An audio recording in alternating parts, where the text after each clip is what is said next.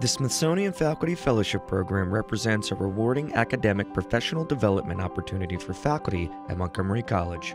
The fellowships are a product of a unique collaboration between Montgomery College and the Smithsonian Center for Learning and Digital Access. It's the first of its kind between the Smithsonian Institution and a community college. Michelle Moran has been a member of the History and Political Science Department at the Rockville campus of Montgomery College since 2007, where she teaches courses in U.S., Women's, and World History.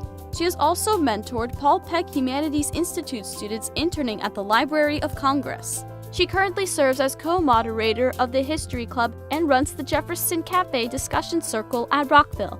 She earned a PhD in history and graduate certificate in women's studies at the University of Illinois, where she began research that culminated in her book, Colonizing Leprosy: Imperialism and the Politics of Public Health in the United States. Good afternoon. It is very exciting for me to be here with you all, and I do want to thank Montgomery College and the Smithsonian for making this possible, because this truly was an exciting year, not just to work with the Smithsonian and their staff, although obviously wonderful experience, but also all of the faculty members. And as you've already gotten a glimpse of from Sean and Jessica's presentation, I was so impressed by the way people were able to integrate the Smithsonian into different disciplines. And I think I was partially so impressed because, to me, being a history faculty member, it was kind of a no-brainer to think the Smithsonian would have a perfect place within my classes. And so one thing that really drew me to this particular year was the theme of social justice, because that is also something that is very much a part of the history curriculum here at Montgomery College. And I've already been teaching the class in a way that emphasizes the idea of freedom. And part of what we seek to emphasize in our history curriculum is that, first of all, history is not just something that is in the past, but something that continues to shape our life today. And the decisions that were made in the past continue to have an impact on the world that we live in. So for our students, it's not just a matter of learning content, although social justice is part of the content of every week of a U.S. History Survey class. So you can't talk about industrialization, you can't talk about wars, you can't talk about depression or the basic social struggles that have occurred, without recognizing that the fight for justice and equality has been central to all of those issues. So part of what we truly emphasize in a history class is the skills of being able to interpret evidence, of being able to write an argument that recognizes multiple perspectives and draws on substantive evidence, that it's not just an opinion that is formed by things that you've heard or your gut, but that it is grounded in a certain reality, but also recognizing that different people come to an understanding of the past in different ways. And so part of our goal, too, is to allow students to be their own historians and to write their history of the past that is an informed history. So certainly, a foundation of that is to introduce students to primary sources, and that has always been part of the way that I teach this class. But the majority of primary sources that are accessible and that I have emphasized tend to be textual, and I still believe those are important. So from the very first week of class, since this is the second half of the U.S. History Survey, it begins after the Civil War in the era of Reconstruction, when the central question was, how do we consider what freedom will actually mean for those who had been enslaved?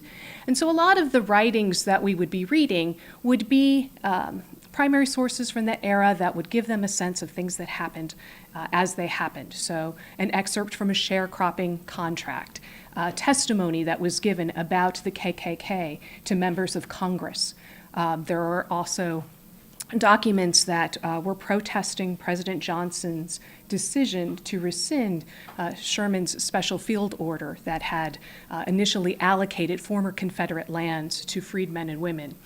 So all of those texts are important, But the one thing that the Smithsonian was able to help me do was integrate other kinds of primary sources into this. Primary sources that can often give a more visceral response to the history, even as I think that texts really do reflect the lifeblood of human emotion. I think for many students, it's much easier to at least initially come to a topic through an object and through an image.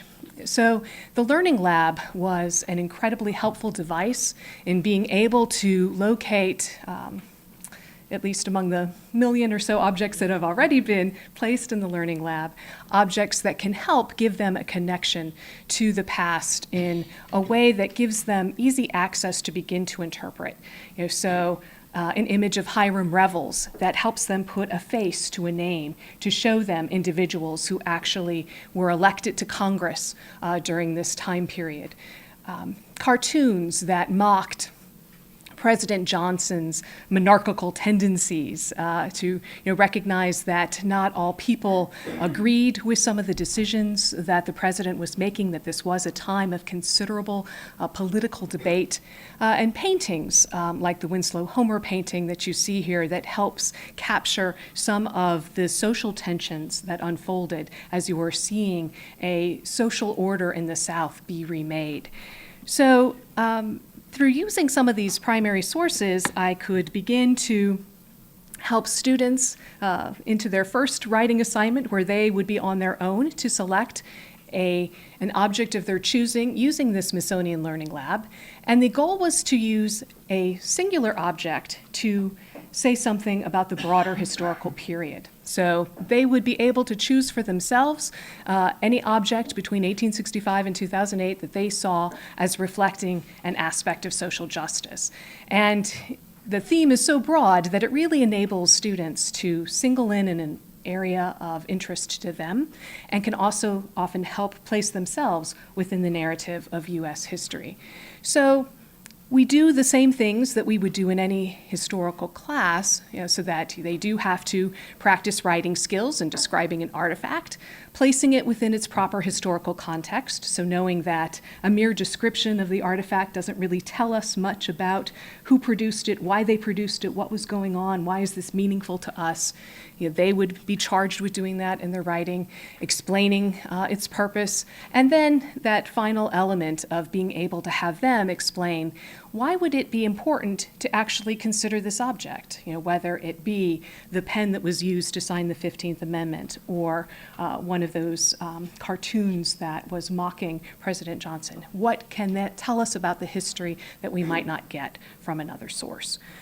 So I just wanted to give a couple options of what students came up with because I thought it also helped take things in ways that I sometimes didn't always anticipate, that for some reason with an object, sometimes the questions that were raised were even more instructive than what they could immediately understand from the object. So the first object, Susan B. Anthony's gavel, when the student was reading what the Smithsonian Lab said about it, part of what it indicated was this was at a conference of the National American Woman Suffrage Association that had invited other women from throughout the world, and this laid the foundations for an International Women's Congress. This wasn't something that was discussed in the text. This wasn't something that had been part of the larger agenda for the class, but for the student, it became a meaningful question of, well, how did this happen? How did this singular event in one nation become an issue that could link up people around the world? And I really thought it valuable, how this object could then lead to these bigger issues for the student. And also this question of placing the U.S. in a larger global context is what we hope students will be doing as well. The second object, which is actually from Cesar Chavez's father, the actual short-handled hoe that he used, was very effective because I think this is an example of how an object can relate things that you might not be able to fully grasp just by reading. So we can talk about how horrific the conditions are for migrant farm workers and how if you don't have regulations or a union to fight for improved conditions for workers, you have people reduced to back-breaking labor. And when you actually see the short handle of the hoe and think about what that entails, to actually have to be bending over for long periods of time to use this. It really helped the student appreciate the suffering that people endured and the necessity of organizing for reform and for a union to protect their rights. So, having already been exposed to artifacts and thinking about how they can tell a larger story, we had a visit to the National Museum of American History. The first occasion was during a regular class time, and then there was another class on Saturday, or another visit on Saturday for those who couldn't make it during class time. It coincided with the period of World War II for our class. So as a group, we went through the Righting a Wrong Japanese Americans in World War II. And this was very effective in helping us talk about the ways in which we often hear World War II talked about as a war that unified the American public, and certainly there are many elements of that, but we also talked about how war can be a time that enhances enduring divisions, and certainly the issue of Japanese incarceration is one such topic that drives that home. After going through that exhibit together, they were given a hunt for justice, so I had a scavenger hunt exercise for them where they were locating other objects in the American Democracy and Many Voices, One Nation exhibits, and they were also instructed to think about objects that they would want to put together for their own history of social justice paper. So this is a group of those who managed to come on our actual class time. It is within the Japanese American exhibit. And like others have mentioned, I did hear from so many of my students this issue of they had never been to the museum before. They were very excited by this opportunity, and they certainly enjoyed working with each other. And I could tell after the visit in the weeks that followed, it did build a sense of camaraderie. The ability to meet outside of class was a socializing event that knit them together in new ways. It was very exciting to hear. And it also helped them often talk about their papers together, which is another aspect of collaboration that I welcomed. This quote from one of my students, I didn't learn anything particularly new or that couldn't be learned elsewhere. Rather, I learned an emotional weight and significance that could not be absorbed from a book, and that is invaluable. And I think this really spoke to the power of the material objects. And it reminded me of why it is important to consider these other primary sources and how it can give students that human connection that they may not immediately get from the other sources that we take a look at. So their final project did have them finding 4 to 5 objects that they would have to put together to talk about a larger issue. They were encouraged to use the Learning Lab, but they could also locate objects that they had seen in the museum itself. Ariel, as you see here, was quite fond of this version of the Statue of Liberty that had become part of a labor march, and he was interested in putting together different issues connected with worker rights, although he ended up shifting his topic later. But this purpose of this assignment then was to get students to really think about how you would build up from primary sources to tell a larger story.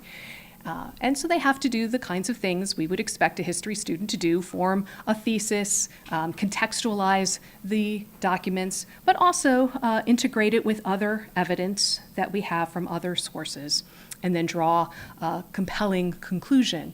And what I found students doing was using the idea of 4 to 5 objects to tell a story in many different ways, and they were allocated that right to do it in as specific or broadly as they wanted. So we had one student who was very specific in looking at the March on Selma, others more broad-based to look at the right to vote more broadly, and recognized how over time it has been multiple groups who have fought for that right.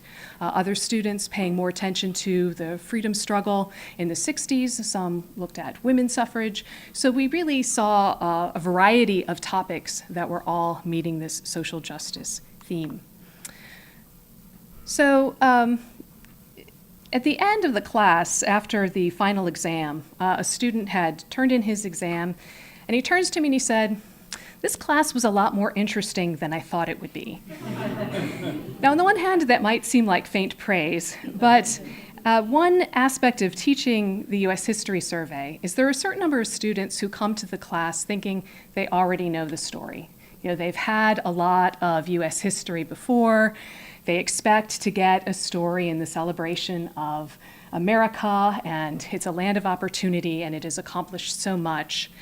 And I like to think that at the college level now, we can allow them to look at this story in a new way and, again, appreciate their role in interpreting that story, in ensuring that multiple voices are heard, and to recognize that it is important to talk about the way social justice has been restricted as much as equality and justice have been gained. And I think I like to end with this quote from a student who said, "I love seeing the struggle for equality face to face. It makes everything I've learned in history class come to light." So again, that sense of looking at history from a textbook alone can sometimes give the impression that this is old and done with. And there is something about the process of looking at the objects that people have made and used in their struggle that has really helped students, I think, recognize the ongoing struggle of social justice, but also the ongoing value of history. Thank you.